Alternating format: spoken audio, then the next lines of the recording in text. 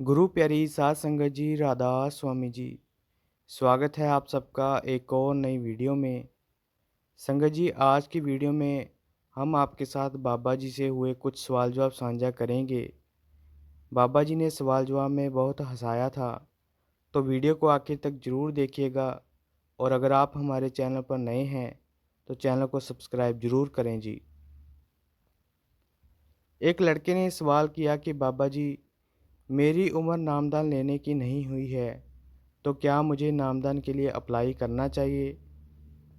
बाबा जी ने हंसते हुए कहा कि बेटा, आपको क्या लगता है, यहाँ जो संगत बैठी हुई है वो पूरे 2.5 घंटा भजन सिमरन करती है? ये बात सुनकर सारी संगत हंसना शुरू हो गई। फिर लड़के ने कहा कि बाबा जी, कई बार मैं पंडितों की बातों में आ जाता हूँ, लेकिन मैं मानता तो परमार्थ को ही हूँ, लेकिन कभी कभी उनकी बातों में आ जाता हूँ। बाबा जी ने कहा, बेटा आप जो मर्जी करें, ये आपकी पर्सनल लाइफ है, लेकिन मेरी तरफ से आपको कोई मनाही नहीं है। बाबा जी ने कहा, लेकिन एक बात हमेशा याद रखें कि हमें जो भी मिलेगा इस शरीर के अंदर से मिलेगा, बाहर से कुछ नहीं मिलेगा। फिर किसी ने सवाल किया कि बाबा जी, मेरी माँ आपको बहुत ही याद करती है। बाबा जी ने कहा, बेटा जो कुछ भी है ये प्यार ही तो है, और हमने साथ में ये भी याद रखना है कि हमने तो उस मालिक के साथ जुड़ना है, हमने शरीरों के साथ नहीं जुड़ना। बाबा जी ने कहा, ये ठीक है कि हम याद करते हैं, लेकिन हमने ये भी याद रखना है कि हमने शब्द की कमाई भी करनी है। फिर एक लड़के ने सवाल किया कि बाबा जी, जब नाम लिया था तो मैं भजन सिमरन करता था, तो शुरू शुरू में बहुत अच्छा चल रहा था, लेकिन अब जब भी भजन सिमरन पर बैठता हूँ तो नींद आ जाती है। बाबा जी ने कहा, बेटा हमने तो अपना फ़र्ज समझकर बैठना है, ये घटेगा या बढ़ेगा इस पर विचार नहीं करना। बाबा जी ने कहा, हमने तो अपनी ड्यूटी पूरी करनी है। फिर लड़के ने कहा कि बाबा जी, जो हमने सोचा होता है वो आपके आगे क्यों नहीं बोल पाते? बाबा जी ने कहा, बेटा ये तो भावना की बात है। बाबा जी ने कहा, ये बात नहीं है कि मैं ही, अगर कोई सुंदर औरत भी आपके सामने आ जाएगी तो आप उसके सामने भी नहीं बोल पाओगे। इस बात पर सारी संगत हंसना शुरू हो गई। फिर लड़के ने बाबा जी को डैडी कहा और पूछा कि डैडी जी, मैं कब तक आपके जैसा बनूंगा? बाबा जी ने कहा, बेटा आप जैसों की ज़रूरत है, आप गद्दी पर आकर बैठ जाओ, मैं तो पहले ही भागने की कोशिश कर रहा हूँ। इस बात पर भी सारी संगत हंसना शुरू हो गई। फिर लड़के ने कहा कि डैडी जी, आप जहाँ जहाँ भागोगे मैं आपके पीछे वहीं वहीं भागता रहूँगा। बाबा जी ने कहा, बेटा मेरी रफ्तार इतनी होगी कि आप मुझे पकड़ नहीं पाओगे। फिर लड़के ने कहा कि बाबा जी, आपने प्रवर में कहा कि लड़कियां राज करेंगी, तो बाबा जी हम लड़कों का क्या कसूर है? बाबा जी ने कहा, बेटा जब से सृष्टि बनी है तब से लड़कों ने ही राज किया है। बाबा जी ने कहा, बेटा अब ये टाइम लड़कियों का आ गया है, अब लड़कियां ही राज करेंगी। एक लेडी ने सवाल किया कि बाबा जी आपका बहुत बहुत शुक्रिया, आपने मुझे सास और परिवार बहुत ही अच्छा दिया हुआ है, और बाबा जी मेरी सास कहती है कि मेरी बहू बहुत अच्छी है। बाबा जी ने आगे से कहा, बेटा ये तो बहुत अच्छी बात है कि सास कह रही है कि मेरी बहू अच्छी है। बाबा जी ने मुस्कुराते हुए कहा, तो बेटा आपको और क्या चाहिए? फिर किसी ने सवाल किया कि बाबा जी मेरी आपसे यही बेनती है कि मैं अपने बुजुर्गों की सेवा कैसे करूं, कृपया मेरा मार्गदर्शन करें।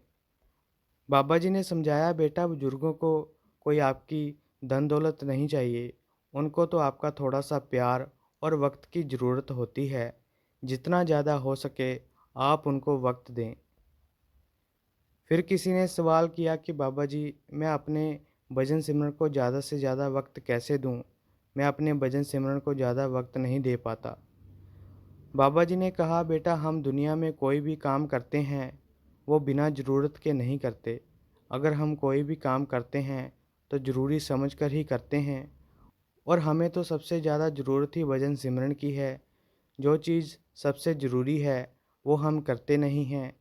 बाबा जी ने कहा, जिसने हमें सब कुछ देना है उसे तो हम बिल्कुल भी याद नहीं करते।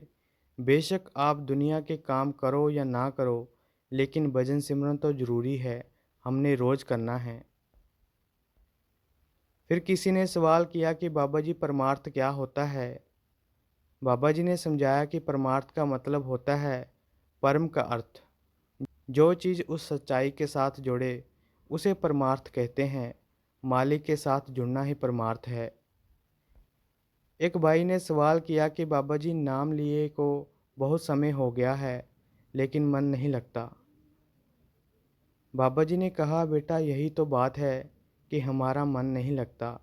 बाबा जी ने समझाया कि बेटा, इसको जन्म जन्म की बुरी आदतें लगी हुई हैं। हमने मन को मालिक के ऊपर नहीं बिठाना, हमने तो मालिक को ऊपर बैठाना है। अगर हम गलती करेंगे तो बोझ भी हमें भुगतना पड़ेगा। फिर भाई ने कहा कि बाबा जी, क्या जिन्होंने नाम लिया है वो सारे ही सचखंड जाएंगे? बाबा जी ने कहा, नहीं, जिसने नाम लिया है वो सचखंड नहीं जाएगा। उसके लिए सबसे पहले कमाई करनी पड़ती है, मेहनत करनी पड़ती है। जैसे हम कोई नौकरी करते हैं तभी तनख्वाह मिलती है, वैसे ही जब तक हम नाम की कमाई नहीं करेंगे तब तक हम सचखंड नहीं जा पाएंगे। जो भी मिलेगा मेहनत से मिलेगा। फिर भाई ने कहा कि बाबा जी, फिर हमारा छुटकारा कैसे होगा? बाबा जी ने समझाया, बेटा जब हम नाम की कमाई करेंगे तो जैसे जैसे हमारी सूरत ऊपर को चढ़ेगी और जब मालिक के साथ जुड़ेंगे तब ही हमारा इस देह के बंधनों से छुटकारा हो पाएगा। एक लड़की ने सवाल किया कि बाबा जी आपने मुझे बहुत ही अच्छा लाइफ पार्टनर दिया है, लेकिन मुझे सेवा में बहुत दिक्कत आ रही है। बाबा जी ने कहा, बेटा सबसे बड़ी जो सेवा है वो भजन बंदगी है। जो सबसे उत्तम सेवा है वो नाम की कमाई है, शब्द की कमाई है। जो बाहर की सेवा है वो तो माहौल बनाएगी। फिर किसी ने सवाल किया कि बाबा जी अच्छाई और बुराई में क्या फ़र्क होता है? बाबा जी ने समझाया कि बेटा, हमें अच्छाई और बुराई की समझ तभी आएगी जब हम अंदर से उस अवस्था में पहुंचेंगे। हम अच्छा जब बुरा कर्म करें वो हमें पता तो चल ही जाता है। असल में जो अच्छाई और बुराई है वो हमें अंदर से पता चलती है। बाबा जी ने कहा, बेटा अगर हमने उस अवस्था में पहुंचना है तो हमें ज़्यादा से ज़्यादा भजन सिमरन करने की ज़रूरत है। तो संगत जी, ये थे कुछ सवाल जवाब।